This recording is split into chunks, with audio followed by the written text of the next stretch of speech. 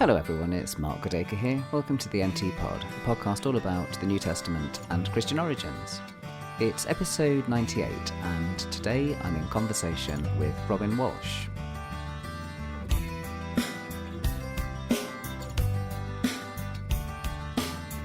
It's a huge pleasure to have on the podcast today Professor Robyn Walsh, who is currently an associate professor, recently promoted at the University of Miami in the Religious Studies department there. She earned her PhD at Brown University in Religions of the Ancient Mediterranean with a focus on early Christianity, ancient Judaism and Roman archaeology. And the reason that I invited her to join me on the NT Pod is that she's recently published a really fascinating and compelling new book entitled The Origins of Early Christian Literature, Contextualizing the New Testament within Greco-Roman Literary Culture. And this conversation goes on for just under an hour, and I could actually have carried on the conversation all day. In fact, we did carry on quite a bit beyond the recorded section of this podcast, but I hope you'll enjoy this conversation as much as I enjoyed it.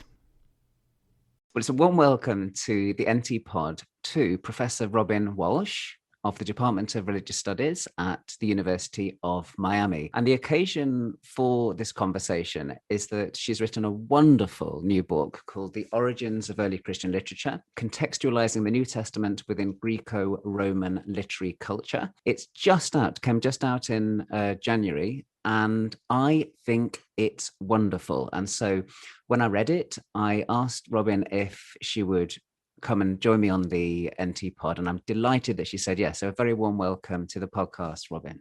Thank you so much. I'm really happy to be here, and thank you for the wonderful endorsement of the book. I really appreciate it. Oh, it was the least I could do. I was delighted with this book. It's one of those books that just made me think all the time, and I know it sounds ridiculous, but because really, any academic book should be making you think, but so many books in our discipline are a bit turgid, and a bit kind of pro forma. But this, I just kept thinking new thoughts all the way through. So I really wanted to thank you for it before anything else, and ask you. So the book is called The Origins of Early Christian Literature. What are the origins of this book? Where did it come from? How did it come into being? Well, the book is a version of my dissertation, although it's not a lightly edited version of the dissertation. I really did rewrite big portions of it. Mm-hmm. And that's in part due to the fact that I was hired ABD before it was done. And so, as some people know, when that happens, you're in a very under the gun to finish the dissertation somewhat quickly, maybe faster than you would like in terms of the research elements. So what I ended up doing was taking each chapter and trying to submit some version of it somewhere for critique. And my approach in that case was I just wanted to hear what people outside of the ambit that I had come from at Brown University. I worked under Stan Stowers and Ross Kramer and David Constan in classics. And they were wonderfully supportive, especially Stan and David, and their influence is all over this book, I think. You can see that. Oh, yeah, definitely. Yeah. And so I wanted to see what people outside the field would make of some of my theses, because they were pushing the envelope a little bit. So that is the origin of the book, insofar as the genesis of it was my dissertation work, although things like my comparison between the Gospels and the Satyricon, I did send to a classics journal just to see what classicists would think. And that tends to be my approach to things. I will come up with some theory that I think is a little bit out there or wild, and I always want to test it in the marketplace to some extent before I commit it to something like the book. So then when the book was accepted by Cambridge, I then did a rewrite once again. Both in terms of the content, of course, to sharpen my thoughts, but also I tried to execute this in a style that was a little more accessible than the traditional academic book, just because I felt that I had to repeat myself a few times to make sure that the thesis stuck. And to some extent, that's my own neuroses in the sense that I even at times faked myself out with what I was putting forward, because I would think, no, that's impossible. The scholarship has been right on this point. How could I possibly think this? And then I would have to remind myself, I would actually keep notes that this is why my thesis works. And it helped me come up with the kind of new frame that you're talking about. I mean, the thing that I suppose that touches on is that this feels like a radical book, but it shouldn't really be that radical a thesis that we should be reading the Gospels alongside other bits of Greco-Roman literary culture from the time. I mean, that shouldn't be that radical. And yet we're in this field that has all of these constructs that we buy into when we're in graduate school. I mean, could you just flesh out a little bit for us what you're challenging in this book? Yeah, absolutely. So the basic premise of the book, where it started, so a different origin, is I couldn't figure out why the Gospels were always spoken of in terms of community. So why we had this approach where you could mirror read these texts to reconstruct this social situation for which we didn't really have any evidence except our determination that this was the case, or our assumption that this was the case. And also nobody else in any other department that studies ancient literature makes this move, really, with the exception possibly of Homer. I understand that, in classics that's an ongoing debate, but and maybe Aesop. Those are the two cases that I could see, and I talk about them both in the book. But other than that, I'm borrowing a phrase from Stowers here, where he says, there's no, I think he says Virgil, we don't speak of the Virgilian community when we talk about Virgil. Yeah. And so that seemed like something very odd to me. The first paper that I wrote that actually helped me come to that thesis, in addition to reading Stowers' article on Christian community, was I had toyed with the idea of a dissertation that asserted that the Gospels were inspired almost purely by Paul, and that Paul himself is actually the model for how Jesus is presented in the Gospels. So I was working on that and trying to show how Numa and Mark is inspired by the same kind of Middle Platonic understanding of substances as you see in Paul's letters. And that's what made me start to realize these are just normal Greco-Roman authors who are fashioning their presentation of Jesus in a way that really corresponds quite securely with what we're seeing elsewhere in that Greco-Roman literary environment. And that's not a radical thesis. Other people have surely noted this, but the piece that I felt was a little bit different was this idea, well, what happens if it's not a Christian community and an oral tradition that is informing the content in the Gospels? What if it's just the topic and you have an author, a normal Greco-Roman author, as we would expect or analyze anywhere else in literature, that is making some choices that help frame how Jesus is actually presented. And we have taken that as evidence of some kind of historical data on or on the historical Jesus, or some kind of data on this community and what they found important. And so that is an entirely new network, social network to my mind. If we understand the Gospels as representing early Christianity, but an early Christianity that is comprised of what I borrow language from Bourdieu, elite cultural producers. So if this is an elite stratum of society that's producing these things and interacting with one another and having these conversations that are based on literary execution more so than something like oral tradition, what does that do to our understanding of that, of those early stages of Christianity? So that was the thesis, and that led me down all kinds of rabbit holes in the book, including trying to understand, well, where did this come from? Why do we assume community behind these texts? And that brought me back to the origins of the field. So I looked at 17th, not so much, but 18th and 19th century scholarship, particularly in Germany, just because I have to narrow the field somewhat. But I looked at this period called Romanticism. And for anyone who's not familiar with Romanticism as a discrete classification of a particular movement, intellectual movement, think of the Grimm brothers. And it's actually a really good analogy. There's another story about why I picked the Grimm brothers in the book as a model of this. But the Grimm brothers are supposed to have collected these oral stories of the German people to try to talk about the folk. and that these stories that were important to them that were recorded down by these two individuals. And I realized that at the same time, people like the Grimm brothers, and they're not the only ones, but that people like the Grimm brothers were employing this folk literature model of looking for community. It's at the same time as the field of religious studies is rising up in the academy, also at a time when the disciplines we have now did not obtain or pertain to the situation. So you would have somebody working on a translation of the Gospels in one moment, and then going to some kind of German folktale on the other, and then talking about Ossian, or you just had this wide variety. So the methodologies from that period were very similar to a wide variety of texts. But once the disciplines and the trajectories of those disciplines divided, everyone else went in a different direction, influenced by literary theory or critical theory or other kinds of intellectual movements. But religious studies stayed sort of curiously static in the sense that they continued to approach these texts from the perspective of looking for this community that was presumed to be there. So that led me to critiques of Derrida and things like that, which I won't get into too much now, but that is basically how the book formed.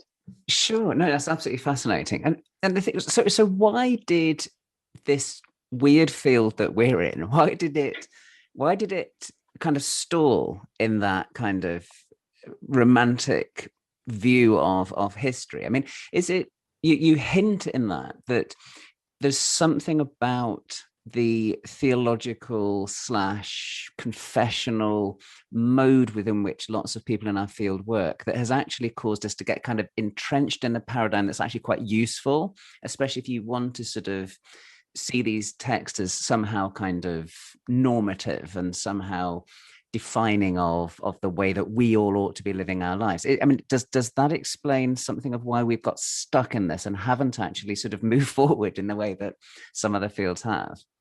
I think so. I think there were really three ideas or tracks that emerged in my mind working on this. The first is what you just identified, this theological approach that it doesn't surprise anyone. And this is not an indictment per se on the field, but it's only, I would say, in the last 1 or 2 generations of the field that non-clergy are really pursuing this as a course of study.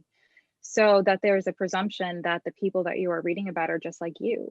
That's not in terms of they must be a faithful community, a religious community. That must be the context in which these pieces of literature were produced. That is not terribly it's not impossible to understand that. No, right. That's completely intelligible as an approach. I think and if I may just quickly on that point, that's very much true to my own experience. I mean, I was an undergraduate student in theology in Oxford, and every single one of my teachers was a clergyman, and I mean man. I mean, they were all ministers, either of the Church of England or for variety, a couple of Catholics, and I'm older, and so I feel like I'm on the cusp of a generational shift where a lot of my professors, particularly at Harvard, were also of the same thing. So it's not something foreign to my experience either. The other thing too is I think we can underappreciate how much personal relationships are built in the field and how we're professionalized. And so when these are the methods that are handed down to us, I mean, what does it take for someone who's new to the field to step up and say, you know what, this is completely wrong. If you want to continue in a program or get into a PhD program or get a job or be respected in a professional context, it takes a lot to break out of those different kinds of confines. One person that I start the book with is Gustav Volkmar, who's become a very interesting figure to me because I start the book with an interview with him from the Chicago Law Times, a random document that I found, thank you to Google Books. I put his name in some kind of public access interview from the Chicago Law Times comes up. From a travelogue from a lawyer who interviewed him, where he describes himself as, eating lunch alone on a bench because he has such radical theories about the Gospels that no one will speak to him. I find those kinds of figures really interesting because it's really pushing up against the traditions in our field, as well as trying to challenge the way that we are professionalized or Mm-hmm. socialized within the field, Mm-hmm. because our advisors they mean a lot to us, and our Mm-hmm. ability to replicate their models, that's key to how the field works. And then the other is, I feel increasingly like the gospel writers and the context in which they have been codified, canonized, established, continue on, did such a great job of demonstrating why we should, or making their case that this is historical, even though I see Mm-hmm. that as a literary strategy, that we Mm-hmm. have taken them literally. And so Mm-hmm. for 2000 years, these Mm-hmm. texts have, by taking the eyewitnesses literally that are encoded in the text, and taking the Mm-hmm. quote unquote testimony literally in the text, we continue to analyze it from that viewpoint, instead of doing the comparative thing that might show that there are more literary strategies at play here than we might otherwise realize. Right. So if one were to summarize your book, or your approach, would it be fair to say that you are taking the Gospels literally as pieces of Greco-Roman literature, and thereby introducing into dialogue with them lots of things from the literary context of their time, rather than invoking community oral tradition and a kind of imagined early Christian model? I mean, is that fair? I would tweak it slightly and Go for say it. that I'm taking the author as literally an author. Nice, So nice. Okay. I Yeah. I think that what I'm doing is, there is a big movement now. I have a couple of works in mind, where maybe two or three in the last, say, 5 years, where there's a question of, what is the book, or what is the author, or these Mm-hmm. authored texts, or how do we understand that idea of the authored text? My concern in that is that we're basically taking death of the author and reinscribing it in ways that are not helpful Mm-hmm. for historical Mm-hmm. investigation. Mm-hmm. Because, yeah, sure, the Gospels, the way that they're handed down to us, we don't have autograph copies. We don't know exactly how these Mm-hmm. things were compiled. And I leave space in the book for that. I'm not Mm-hmm. completely saying throw out the idea of oral tradition, or throw out the idea of some kind of collaborative process for these things coming together. But at the end of the day, we do have a discrete text that is Mm-hmm. authored in intelligible ways, Mm-hmm. with their own literary approaches. Mark, Matthew, let's just take the synoptics. I mean, John too. But each one has their own approach, what we call, this redaction criticism. They Mm-hmm. have their own literary approach that is unique to that author, whether or not these things have been tweaked over time. Mm-hmm. And so I'm interested in getting back to that author, because we will talk forever. And this is a beauty of the field, and one reason I went into it. We can talk forever about what we think that context is. And that's a Mm-hmm. worthy conversation. And it's one that I'm engaged in too. What I think becomes more interesting is when you couple those observations about what we think that context is, which frankly we'll never get to, Mm-hmm. and we just won't. The data is not there. If you couple that with the data that we do have, which is how did ancient authors work, Mm-hmm. that changes things, I think, for our field drastically, Mm-hmm. because you cannot really reasonably argue that somebody with the knowledge to put together a creative piece of literature is not part of some kind of upper echelon of society. And by that, I don't necessarily mean that they're, a rich elite, or an aristocratic elite or something like that. They could be a slave. They Mm-hmm. could be an educated slave, but they're going to be part of a social network that is very different from the encoded witness in the gospel, the downtrodden, illiterate, humbled masses that you Mm-hmm. have in the gospels, that I think get projected onto this imagined community. So that's why you get this idea that there's this spokesperson for the community. Well, they hired, a Mm-hmm. scribe that could do this. They hired the one guy who could read and write in the town to to come in, Right. and they dictated the oral tradition. I just don't, that seems aspirational to me compared to what Yeah. we actually know about Paideia and what we know about the training that went into authorship. So if you couple that with the text itself, it gives, I think, new options for, again, imagining that early Christian. Right. I mean, because one of the curious things in recent work is that the orality paradigm and the appeal to oral tradition seems, rather than waning, it seems to have got even stronger. I mean, I wrote this book on the Gospel of Thomas a few years ago, and everywhere I looked, I just kept saying orality, orality, orality. So could I ask one or two sort of specifics so we can help listeners get an idea of how you argue the case? There's one really interesting, well, lots of really interesting discussions in the book, but one bit that I really enjoyed is the discussion of parallels to the tomb stories, the so-called, I don't call it the empty tomb, I call it the vacated tomb, and that's a story for another day. But the parallels to the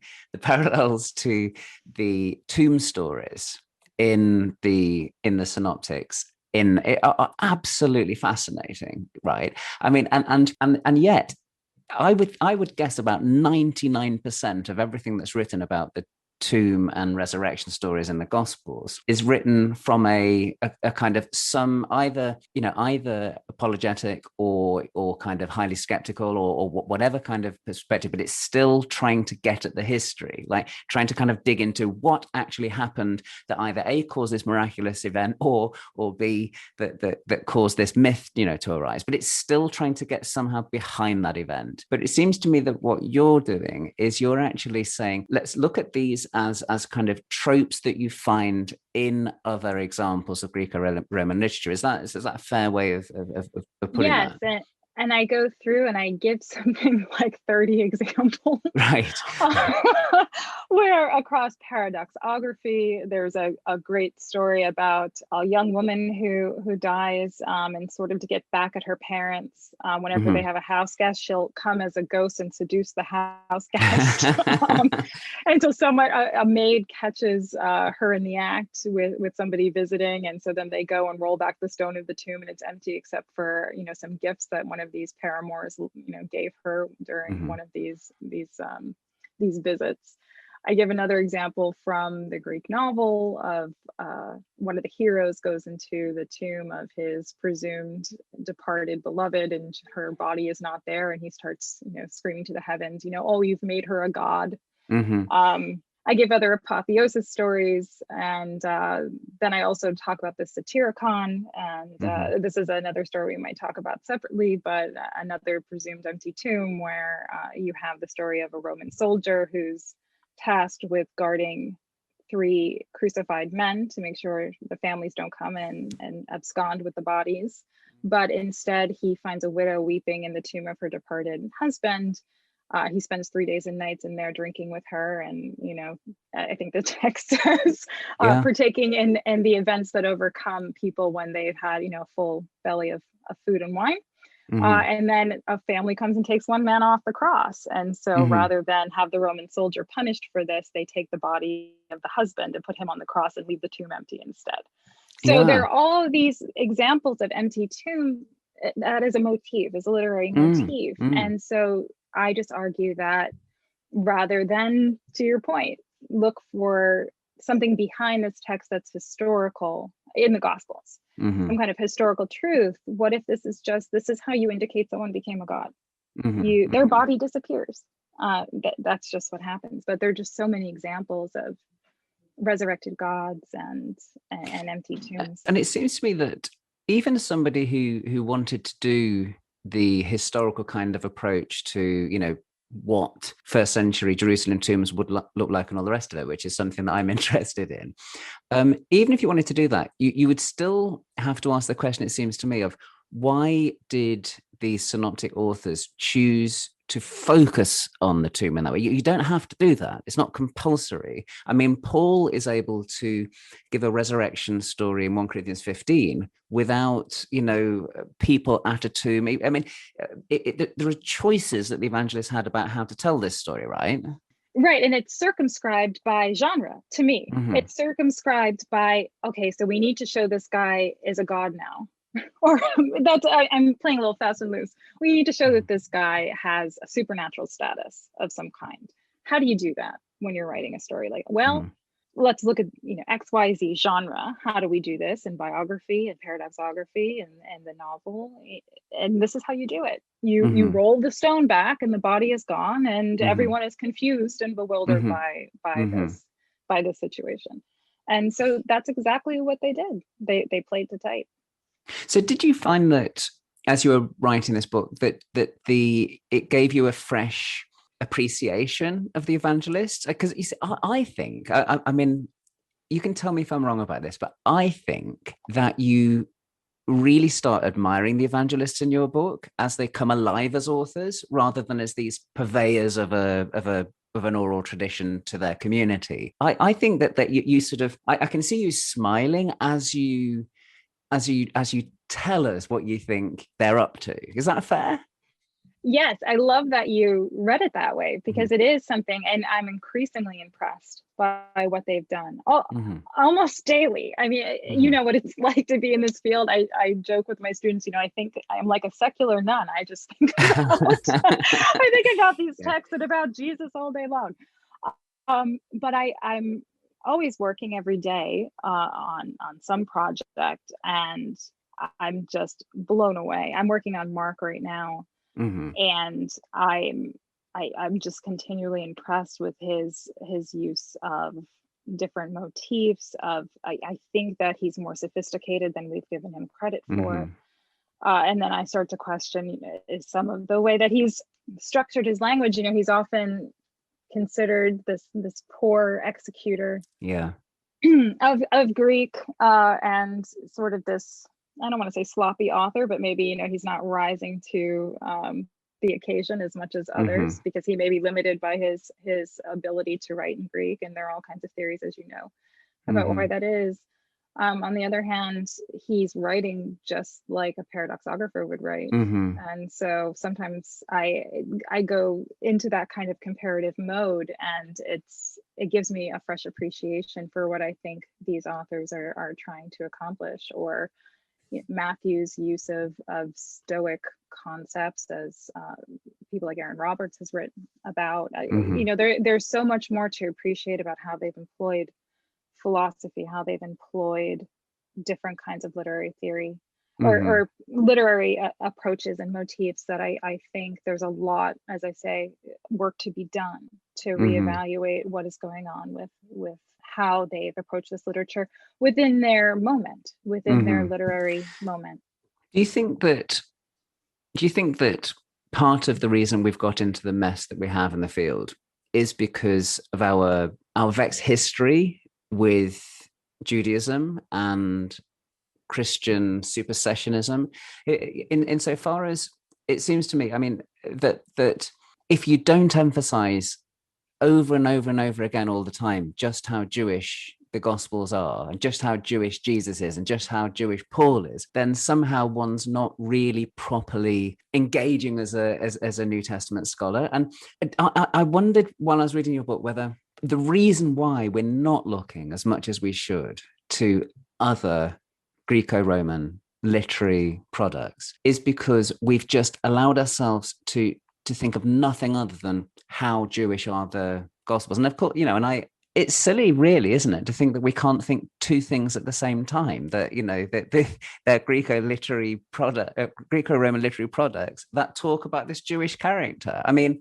is that fair? I mean, I'm tapping a little bit one of your heroes, I think, Jonathan Z. Smith, here, who has this, who talks about the way that we use Judaism in scholarship to kind of insulate Jesus and insulate the gospel writers. Is that fair? Yeah, I do. And I agree that it's a very important project for us to continue to identify where Judaism is at the center of this movement. It is a Jewish movement in its first incarnation. And that to me is, I'm thinking of a meme I should send to you that I show my students with a woman whose head's in a tuba, and the tuba says these are Jewish texts, and like it's and New Testament professors, Yeah.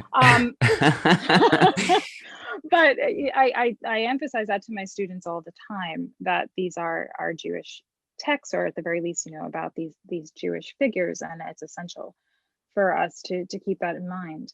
What I think is important, a couple of things.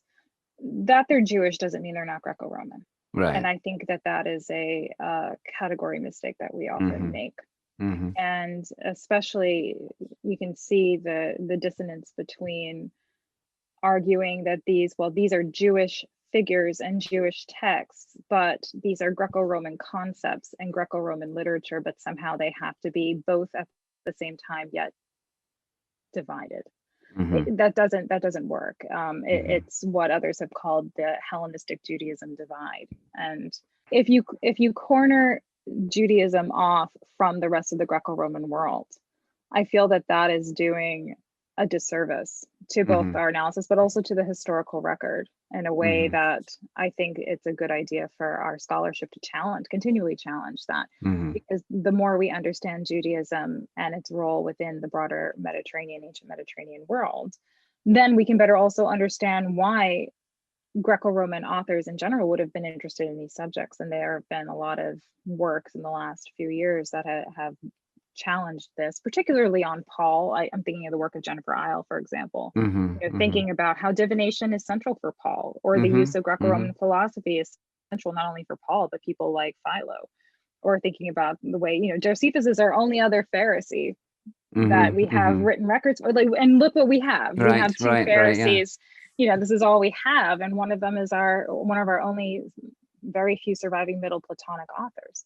So I think we need to really work on this idea that the Judaism Hellenism divide is something that we need to challenge it in our own space. Yeah, no, that's really helpful. Yeah, I mean, I suppose what I'm trying to get at is why it is that we kind of got into the mess in the first place. And I think there are a range of things as well. And another thing I pick up from your work is that there's a kind of canonical bias too in the way that we still operate in the field. And I wonder whether that's in part unavoidable for all of us, in that we live in a culture that just uses imagery and vocabulary and themes from the New Testament all the time. I mean, you can't, you cannot read the parable of the Good Samaritan in Luke without it evoking all sorts of things in our culture. You can't turn on the TV at the holidays without seeing Linus giving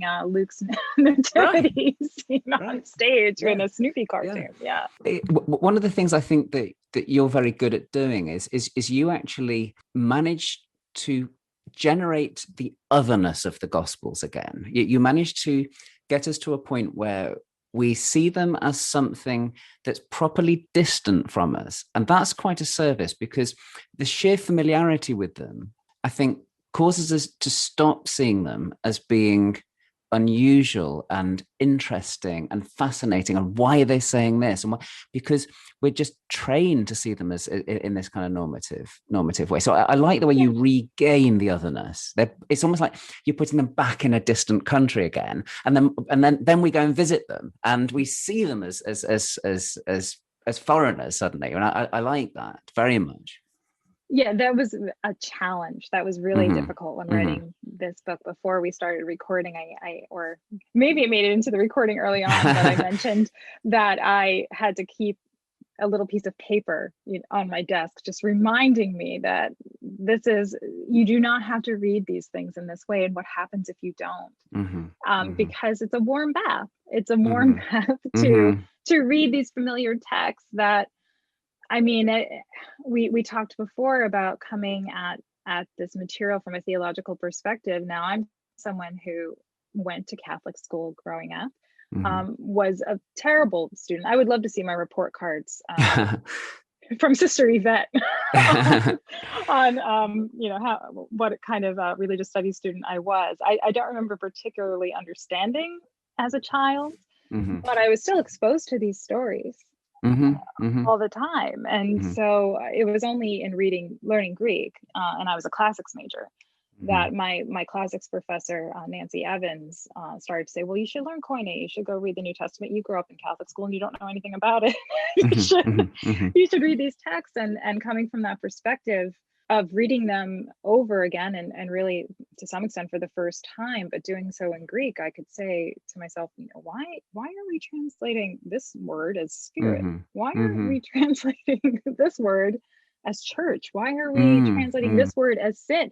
I would just be confused. And so I think my general confusion in life has served me well as an academic. What's that? Well, but that is a great point, though, isn't it? Because the beginning point of great academic work is being confused about stuff. I mean, there has to. I mean, a great project has to be driven surely by intellectual curiosity. And for me, I don't know about you. I mean, intellectual curiosity comes from looking at things and saying that can't be right, or I'm confused. I don't understand why everyone's saying this. And I mean, sometimes there's something which is like a consensus in the field, and you look at it and you go away and say, oh, okay, I see why people think that's the case. The pastoral epistles not written by Paul. Oh, okay, well, everybody says it. I'm a bit of a spoil. I say, oh no, I see why they're saying that. Sometimes you get that, but a lot of the fun projects do come from I am confused. What's going on, right?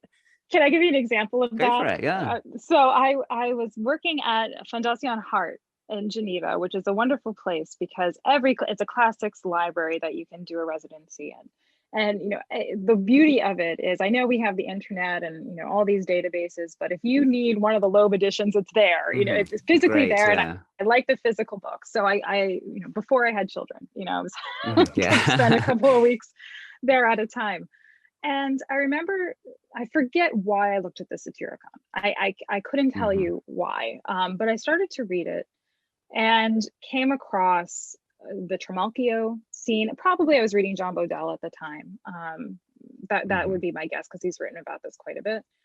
And then I also came across the so-called widow of Ephesus and a few other stories that to me sounded so much like what I was seeing in the Gospels, that I started to frantically look online at all of these books, down in the bowels of the stacks of this library, reading, trying to figure out why hasn't anybody compared these two texts? Because from the three men crucified being guarded by the Roman soldier to Trimalchio telling everyone at this dinner party that he's going to die and they should, divide, giving this funerary oration that sounds just like what we have in the Last Supper.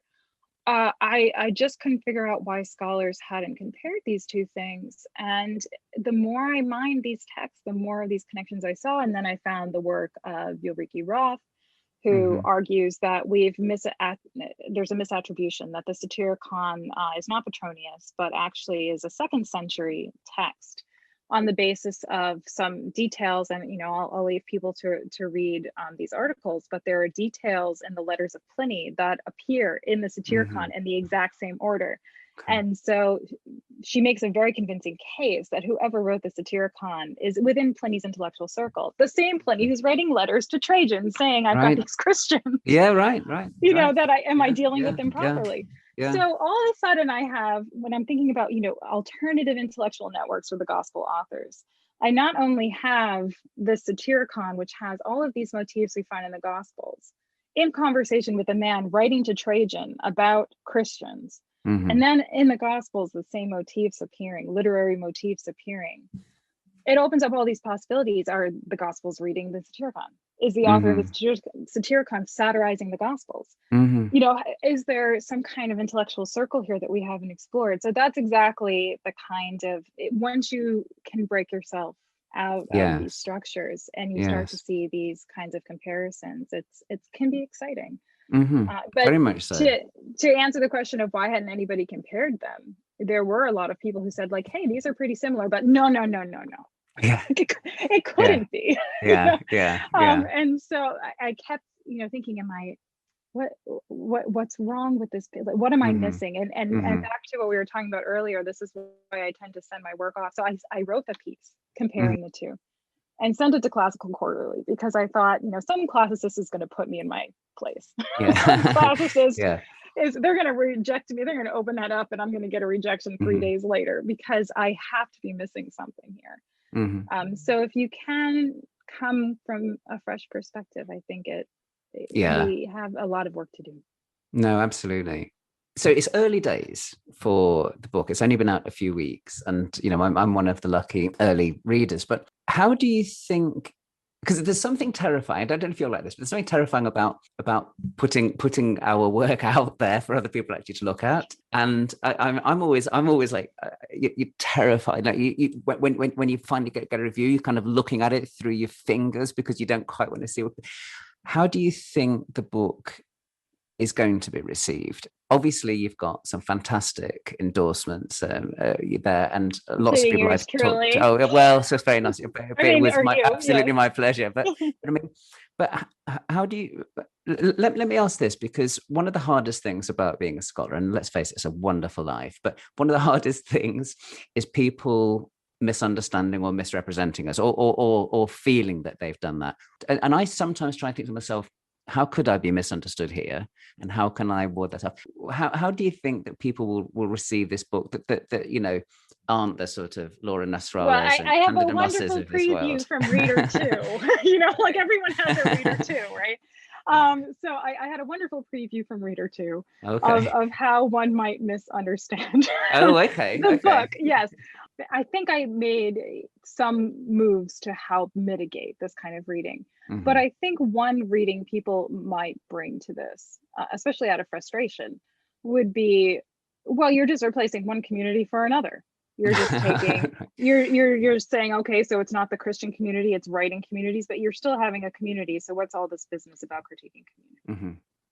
And the problem comes back to what I said before. The idea is not that I'm replacing one community with another. I'm trying to come at a more historically plausible argument Hmm. or perspective for how we approach these documents that don't mystify the origins of Christianity the way that we traditionally have, Hmm. or doesn't make any assumptions about the social context of these writers that don't bear out from what we know about ancient authorship practices. Hmm. Because to my mind, even defaulting to something like, oh, well, it must be a scribe, or there's still an element of the romantic Right. in many of those constructions. Hmm. And so I'm taking what I view as a first step in the book, because it is a discrete first problem to say what happens when we both critique the concept of community, the word itself, and the origins of that word, its use in the Romantic era, the idea of the folk community, and how we've Hmm. inherited that both from the perspective of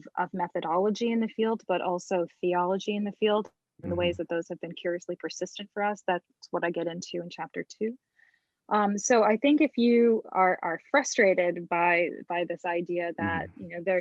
that I'm theoretically critiquing something called community, yet still invoking some kind of social network, you could miss what I'm trying to get at Sure. Yeah. Yeah. in the Yeah. book. And so there's, because I'm a little bit repetitive in that respect, because I lay out the thesis and I try to give some context, but then I lay out the thesis again because I'm just trying to acclimate us to a new approach. You could end up saying like, well, you're just repeating yourself, like. Hmm. Right. And Right. so that's something I hope that people stick with the book. Hmm. And I actually, each chapter pretty much holds together on its own as Yeah. well. And so if you're not so interested in, all of the theory stuff, you can Hmm. jump to chapter 2 and Hmm. find out more about what I see as that trajectory in terms of Hmm. the romantic influence on the field. Or then go into the later chapters to see how I make the kind of comparisons we talked about earlier with other kinds Hmm. of literary motifs that I think pertain to the Gospels. So yeah, I No, I would think say that. that that's it probably. Sure. Yeah. No, I think that's really fair. I mean, I did read it in order, but I think you're right. There's a nice episodic way that you put things together. So if someone really does just want to jump to, straight to chapter 5 or whatever, then it facilitates that quite nicely. But it still, I think, builds cumulatively towards its conclusion quite helpfully. I agree. Great. Well, I agree. I worked hard at trying to make it this in the aggregate, create a new picture yeah. of how to approach these things. And in a way, the selections that I make, particularly in the last 2 chapters, of which motifs I focus in on in terms of the comparisons that I make, that's only the tip of the iceberg. I end up Hmm. actually we're using some of the work that I have a co-authored piece with David Constant on subversive Hmm. biography. And I bring that back into the fold in the 5th chapter, and then expand on it to actually create some kind of genre classification for the Gospels and to show a trajectory of literature. But that's not the only one, because I think the ingenuity of the Gospel authors, again, back to something we were talking about previously, is that they are combining a lot of different elements. They're not just writing a biography, but they're using elements from the novels, from paradoxography, from other kinds of literary sources from the imperial period that is really innovative and a really, really interesting foray into that scope of ancient literature that I think can be appreciated on its own terms in a slightly different way. Excellent. It reads, I should say as well, you have an enviably clear writing style as well. I mean, it's no one's ever accused me of that. It's so you're so clear the way that you write. So it's very, even though there's a lot of dense material in there, especially some of the theory stuff and so on, it's not at all a difficult read. I think anyone that's read the book would agree with me on that. It's one seldom trips up over sentences or anything like that, or has to go back over them again. Well, I worked hard on that. I will say I have 2 inspirations, 3. One is Stan Stowers writes the same way, and he writes sentences that are so short and concise, but so packed that I know I'm going to need a couple of weeks every single time he writes something new, but he still is able to synthesize things so beautifully and simply in an accessible way. So I've always admired that. I also married an English professor between the first draft and the final draft of this book, and he always tells me that academics are not taught how to write, which I think is right. So he's given me some crash lessons, and his editorial eye has helped me a great deal over time. I used to actually also read New Yorkers and things like that, and New York Times book reviews when I was writing this to try to understand. I basically tried to teach myself, what is a more accessible style, so that comes across means a lot to me, because I worked really, really hard. Because if anybody went back and pulled the dissertation version of this from the Brown archives, it didn't look like this at all. But the thing is, I mean, writing is difficult. I mean, writing really is difficult, and it's musicians generally get better and better and better the more they practice, and I think it's true with academic writing as well. That I mean, if I go back and I read something that I wrote 20 years ago, I'm actually embarrassed by it. I'll be embarrassed by this someday. You won't. No, you'll be fine. You're fine. But there's something very meta about working on my own writing, but then seeing my own literary habits and then thinking about the literary habits of the gospel authors. That was something that stuck out to me working on this too, because especially someone like Mark, and immediately. I see his structure, and I have the same kinds of tropes in my, I'm just as cliched in my own writing. But it was a fun project to try to break out of some of that, and That's so brilliant. I appreciate that you noticed that. Thank you. So so speaking of writing, what's the next project? What's how is it a development of this? Is it something different? What's the next step?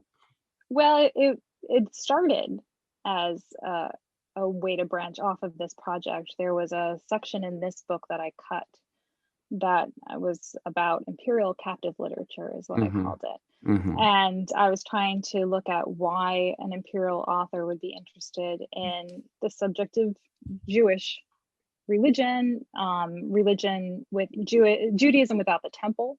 Why would they be interested in Judea, specifically that region, especially post-war? And so I started a project there, but the book, it seemed like too much of a diversion in the book, so I removed it. And I published it actually elsewhere as a standalone piece.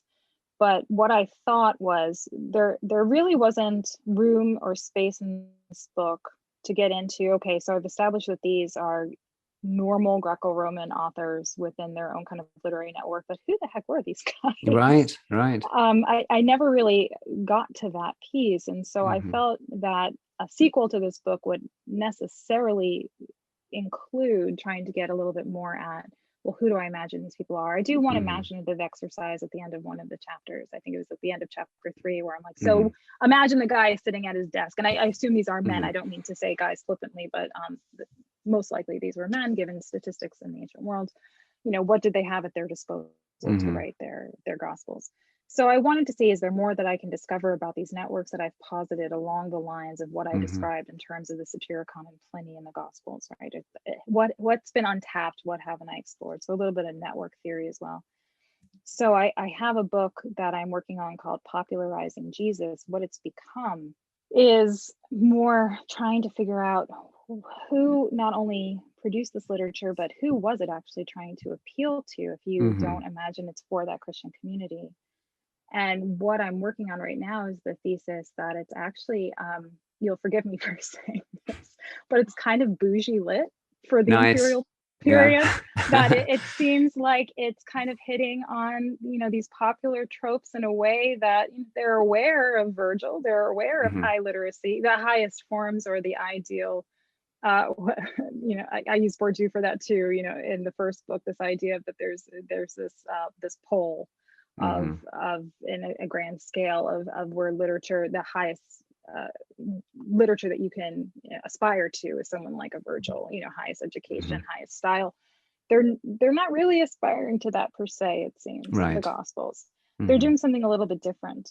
And so, is it possible that this literature is being written for the love of the subject, but also within what David Constant has called elsewhere, for the active reader? So the same class of, maybe not native aristocracy, but an emerging class in especially the 2nd century that is enjoying things like the Greek novel, or enjoying paradoxography more. And so it seems to me that if I am thinking about a new social context for both the production and the reception of this material, it could be that. So that's what I'm working on right now. Yeah, I can't wait. How long are we going to have to wait for that? I suppose.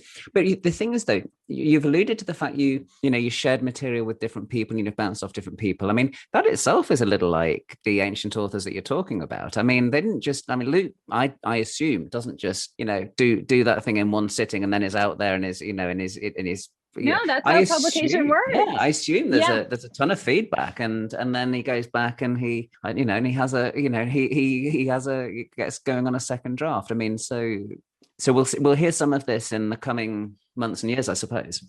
Well, I think the captive literature material will be in it, so that's out there, some version of it. I published it in a book on the Bible and class struggle with Fortress Press. Great. You have a draft of a chapter, actually. Yes. Around last week, and so I'll be, I'll be scrutinized this coming week on that chapter, and I've already had some feedback there. So it's a little bit like the Satyricon piece, where I'm sending it out in the world, waiting for someone to say, like, you've completely forgot about X, Y, Z. So I've got a few new pieces coming out. I call Stan Stowers occasionally, and I'll say, I'm thinking about this theoretical model, and then there'll be a long pause, and I'll say, and basically you think I should just use Bourdieu. I had this whole idea that I was going to use Veblen for this chapter, and then it'll take me 6 months, and then I'll realize he was right. So I'm still it's going to be a tough book to argue, but hopefully I'll finish it this summer. Fantastic. All right. Well, good luck with that. I mean, how do you find, just in wrapping up, I mean, how have you found working during these weird times that we live in? Because, I mean, I know for myself, my productivity has gone way down, but some people have actually managed to direct a lot of their energy into writing projects and are able to do that. Other people struggle with that a bit more. I mean, how has it been for you to sort of navigate? And well, my escape mechanism has always been work. So under normal circumstances, I would have, in any personal crisis, work would have been my escape. But yes, my productivity, I haven't written as much as I normally would have. For sure. Also, I feel, and I think some people might relate to this. For example, this chapter that I was referencing that I sent to you to look at last week, I wrote that under conditions that were not optimal. So, Right, so primarily my work hours after teaching, grading, course prep, after my son's in bed. So I usually, if I'm going to write, it's between about like 11 p.m. and 2 a.m. Oh my goodness. and whether I want to or not. Yeah. So I can't Yeah. wait for the muse. I have to just pump this stuff out if I want to get it done. And so that I'm not luxuriating in the work the way that I would like to in terms of perfecting my writing style. Also, obviously limited by library. Elizabeth Castelli has been so good to me when I can't find an article. She helps. I have a lot of friends that have been very helpful. Yes, I've seen. Yeah. Yeah. Do you know what? I think that's been in these difficult times. I think one of the things that's been so wonderful is seeing that network of scholarly colleagues really becoming just wonderfully supportive, and not everybody equally, but there's certain people. I mean, like Elizabeth Castelli is one, that I've seen multiple times where she's gone out of her way to help people with resources. I think it's really just fantastic. Yeah, she has. Canada Moss has been unfailingly available and helpful and supportive of me throughout all of this. Jennifer Isle, I mentioned before, Aaron Roberts, Sarah Rollins, all is always, again, unfailingly supportive whenever I have an idea or, I say, Sarah, I mentioned, and I have footnotes in both this book and the upcoming book that'll just be a footnote that says, Sarah came up with this. Yeah. Sarah helped me articulate what the heck I meant. By this. Canada does the same thing. And so to have these people, I have a group text with some of them, and I sent them a text the other night that just said, in our careers, we're going to know each other the rest of our lives. And if I'm stuck with you all for the rest of my life, then I'm really, really lucky. That's so nice. That's so nice. It's brought that out. Chris Keith is someone else who's been wonderfully supportive. You have been wonderfully supportive. Oh, you're very kind. All of this. No, it's not kindness. It's just a description of the situation. So to see us all band together in this way has been wonderful, and something I really do cherish. So if there's same here. To this, it's been a real, for me, it's been a real route to sanity and a means of saying, okay, we can get through this. We can get through this somehow. Exactly. But anyway, we've been talking for an hour or so. Thank you so much for coming on as a guest on the NT Pod. It's been an absolute pleasure talking to you. I really enjoyed it. Thank you so much. I'm a long time admirer of your work. That you even appreciate the book, to me, has continued to just is incredibly flattering and means the world to me. So thank you so much. No, thank you. Thank you very much. Well, thanks again so much to Professor Robyn Walsh for joining me on the NT Pod, and I really hope you enjoyed the conversation. Her book, to remind you, is The Origins of Early Christian Literature, Contextualizing the New Testament Within Greco-Roman Literary Culture, and it's out now. I'm going to be back again soon with NT Pod episode 99, in which I'll be talking to Professor Jamie Clark-Soules about her new book, Women in the Bible. You can find me on the web at podacre.blogspot.com, or you can just search for the NT Pod over on Apple Podcasts or Duke's Apple Podcasts, or just Google for the NT Pod. It's always a pleasure to have your company. I look forward to seeing you again, hopefully within the week. Bye-bye.